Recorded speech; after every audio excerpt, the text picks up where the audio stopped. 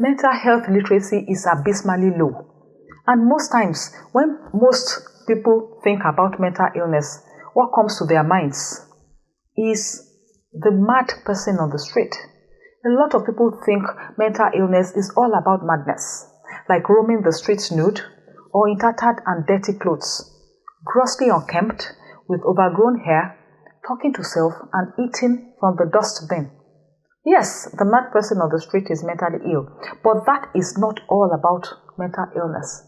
This state, which is called vagrancy, usually results from neglected illness, just like stroke can result from neglected hypertension. There is a very broad range of mental illnesses. There are different types with different manifestations and severities. Appearing well-dressed and groomed does not always mean all is well.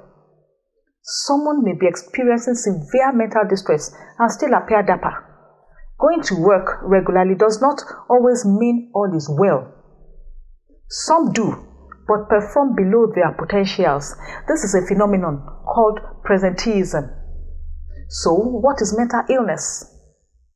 Mental illness refers to illnesses that affect the mind. The biological or physical organ of the mind is our brain. Our mind is inside our brain. Mental means the mind, which is inside the brain. Just like cardiac means the heart, and renal refers to the kidneys. So mental illness means mind illness. Everyone has a mind. So we are all mental beings. And that is what distinguishes us from other living forms. Our mental capacity is what makes us function as human beings. Mental functioning refers to our thinking processes, emotions, and behavior.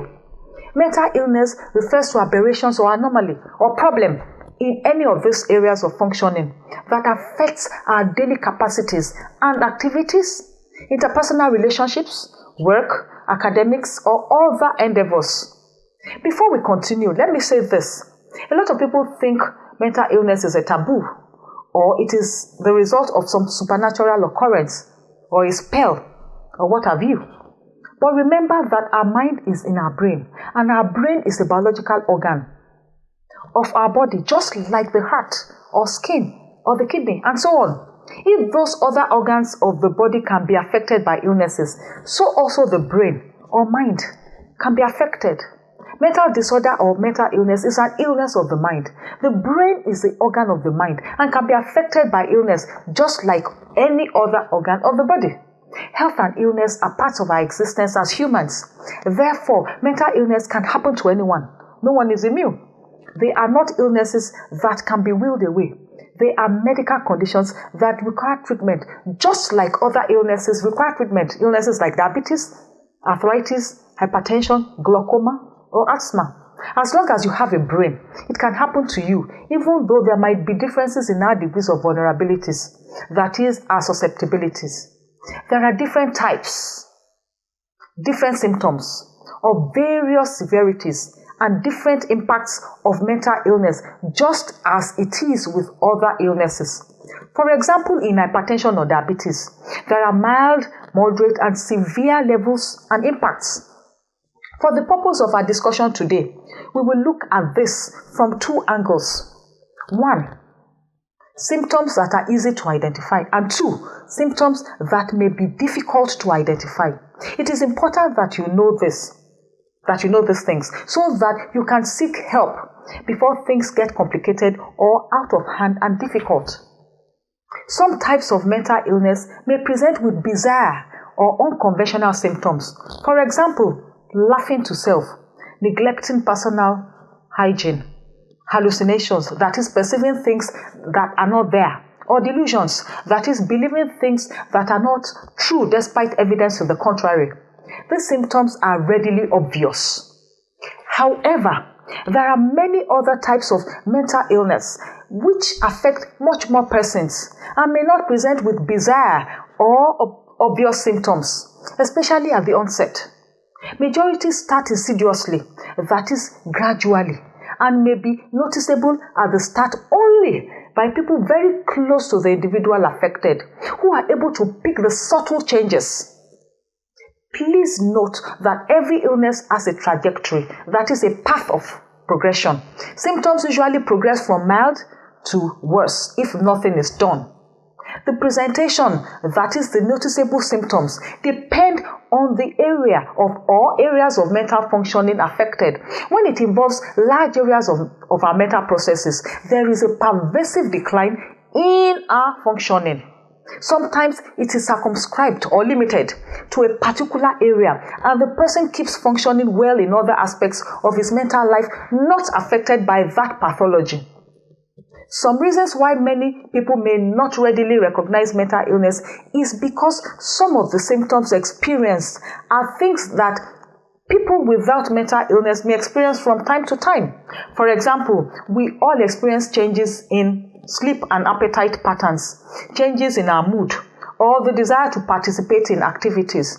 But when these symptoms are due to mental illness, they are qualitatively and quantitatively different. Symptoms depend on the type of disorder. Here are some of the symptoms that indicate someone may be having issues with their mental health. Number 1, reduction in functioning or productivity. That is, a drop in functioning in any endeavor, be it work, schooling, academics, apprenticeship, or family life. For example, not feeling like going to work regularly, absenteeism or presenteeism, skipping classes, deterioration in grades, which may progress to dropping out of school, not playing expected roles in the family, and any other evidence of diminishing productivity. Number 2, changes in the sleep pattern. This is a common symptom of mental ill health, which could present as not being able to sleep, called insomnia, or sleeping too much, called hypersomnia, or sleeping for normal hours but not feeling refreshed on waking up. Number 3, changes in appetite, which may either be not feeling like eating or eating excessively. Number 4, withdrawing from interaction with others such as family, friends, and colleagues. That is, a reduced desire to participate in activities or not showing expected concern for or interest in things happening around the individual.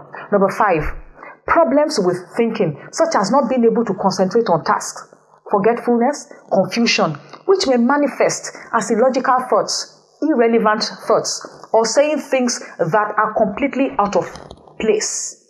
Number 6, significant and unusual mood changes, which may include undue negative feelings like irritability, sadness, anxiety, or fear, or undue positive feelings like excessive elation or unnecessary jollity. 7, abnormal sensory perceptions like hearing voices of unseen people, seeing things unseen by others. Number 8, talking or laughing out of place. Number 9, inability to cope with everyday activities, minor hassles, and feeling unduly overwhelmed. 10, neglecting or overdoing personal hygiene and grooming or dressing inappropriately. 11, using psychoactive substances inappropriately. 12, any unusual or odd behavior that is apparently unexplainable.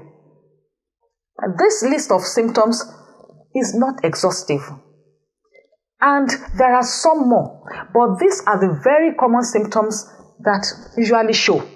Symptoms are not usually directly straightforward like mathematical algorithms. None of these symptoms is unequivocally representative of particular disorders due to many reasons. For example, symptoms may overlap. This is when one symptom is common to many illnesses. Also, there may be atypical presentations or comorbidities, that is, two illnesses occurring together, and so on. Also, symptom manifestation of the same disorder in separate individuals may be very different. So, absolute symptoms comparison with that of another person or that read online may be misleading. Information online are intended for guidance only, that is, for generic application, and should not replace clinical evaluation obtained from your doctor. Experiencing one or more of these symptoms, especially when the symptoms are persistent, intense, distressing, and significantly affecting normal functioning and quality of life strongly indicates problems with a person's mental health. And it is imperative for such individual to have a comprehensive mental health evaluation done by the doctor, which in this case should be a licensed psychiatrist. If you or any of your loved ones have any of these symptoms and you don't know where to go, discuss with your family doctor. He or she will refer you appropriately. We are also going to provide a comprehensive list of approved help centers on this platform, www.mentalforte.com. You can also use the questions and inquiries form provided on our platform to send us your requests, and we will be willing to guide you appropriately. Thank you for listening and have a great and sound mental health.